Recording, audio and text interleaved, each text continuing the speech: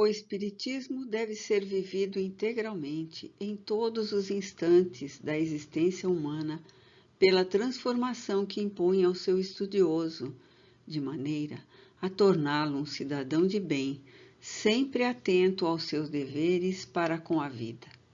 Manuel Filomeno de Miranda, Divaldo Franco. No rumo do mundo de regeneração, capítulo 20, palavras finais.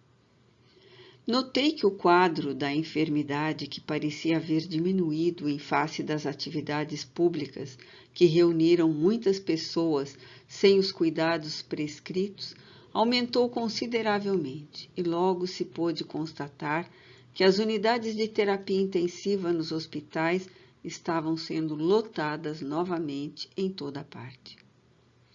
As autoridades voltaram a dar sinais de alerta, nem sempre aceitos com a consideração que deveriam merecer, e as estatísticas de contaminados e de óbitos cresceram a seguir. Da cidade dos justiceiros, um número bem volumoso de espíritos foi transferido sem ter ideia para onde, para outros sítios e comunidades, a fim de irem reencarnando-se numa oportunidade única para a recuperação pessoal. Porém, sobrecarregados dos sentimentos que lhe eram peculiares, talvez atormentando mais as criaturas em luta saudável pela saúde moral. Pode-se concluir que, aumentando o número de espíritos turbulentos e de princípios hostis no mundo físico, muitos embates seriam travados, de modo que a dignidade humana, rebaixada e violentada, recuperasse o seu padrão de honradez e os princípios morais e espirituais voltassem a merecer consideração. Essas lutas, que se têm ampliado nos relacionamentos sociais, no assodamento das paixões de ideais de fraternidade, mediante métodos abusivos, dando lugar a novas classes para a exigência aos seus direitos e valores, tem constituído um grande prejuízo à sociedade, que perde facilmente a paciência, que passa a valorizar os seus interesses em detrimento dos outros e arma-se para não perder as vantagens que desfruta. Aos espiritistas cabe a consciência dos deveres com que a doutrina os honra, realizando o combate às más inclinações, à sombra, aos desaires morais que os aturdam, evitando exibicionismos e debates desgastantes, nos quais, ao invés das teses de esclarecimento para tranquilizarem uns e outros, procura-se humilhar, ofender, realizando combates públicos desnecessários.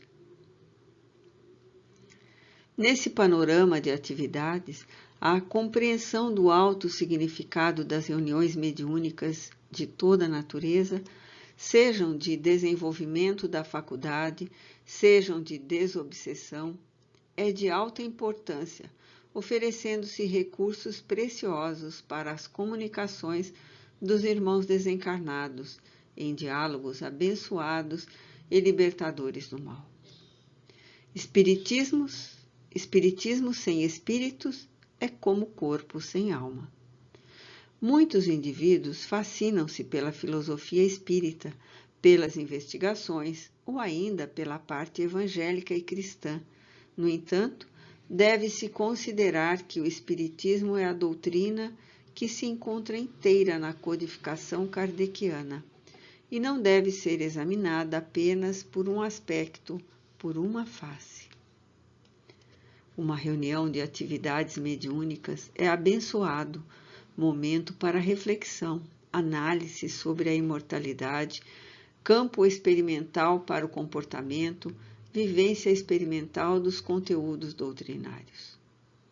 O Espiritismo deve ser vivido integralmente em todos os instantes da existência humana, pela transformação que impõe ao seu estudioso, de maneira a torná-lo um cidadão de bem, sempre atento aos seus deveres para com a vida.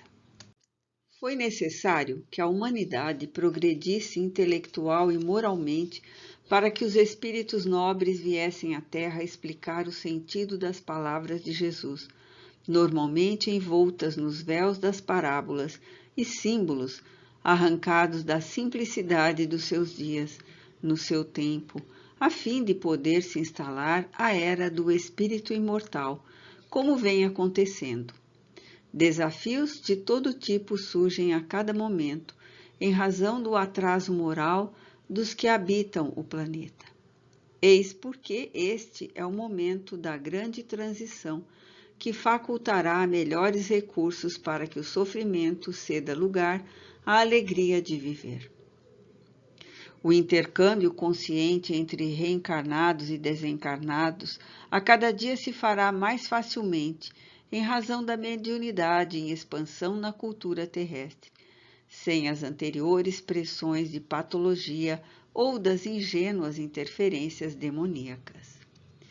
Com o crescimento das dores e aflições morais, o ser humano não disporá de outra senão a busca do entendimento destas e da maneira eficaz de libertar-se.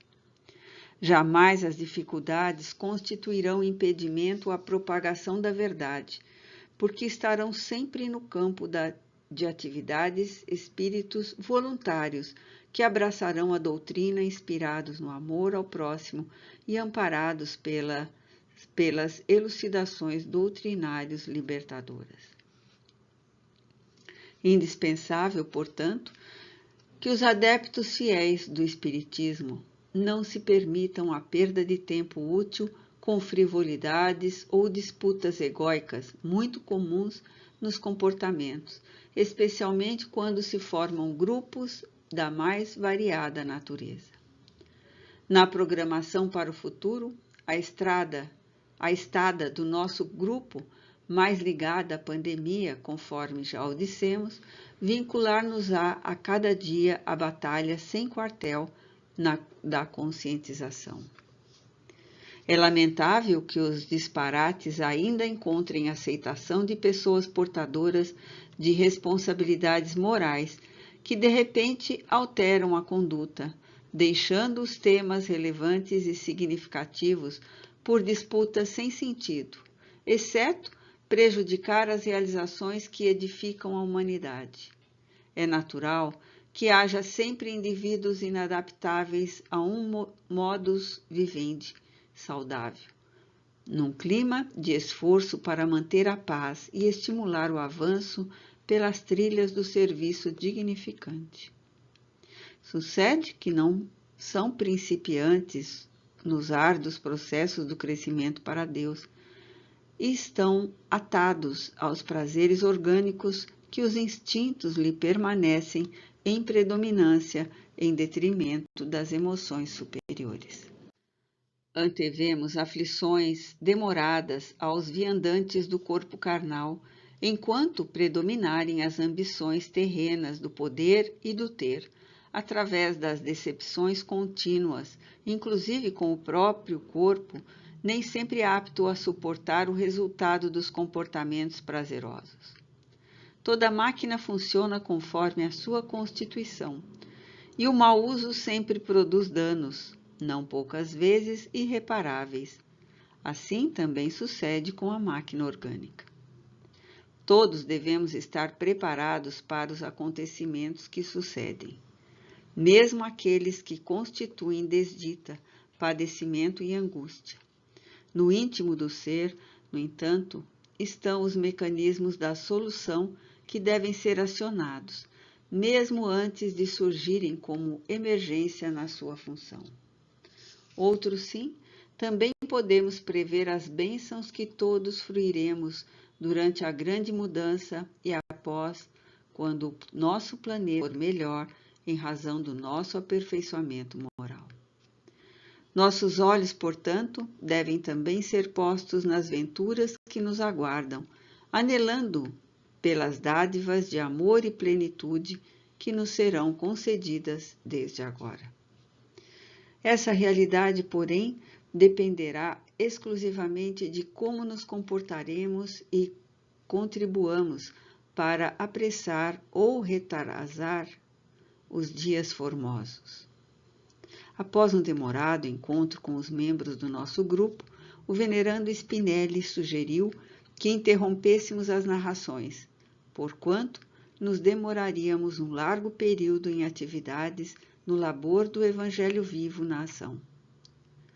Prolongando-se nossos compromissos, contemplamos as possibilidades sublimes do amanhã com a alma referta de alegria, agradecendo ao Senhor Jesus pela oportunidade que nos tem sido oferecida, e auguramos que todos sejamos aquinhoados com as bênçãos de paz e plenitude no rumo do mundo de regeneração.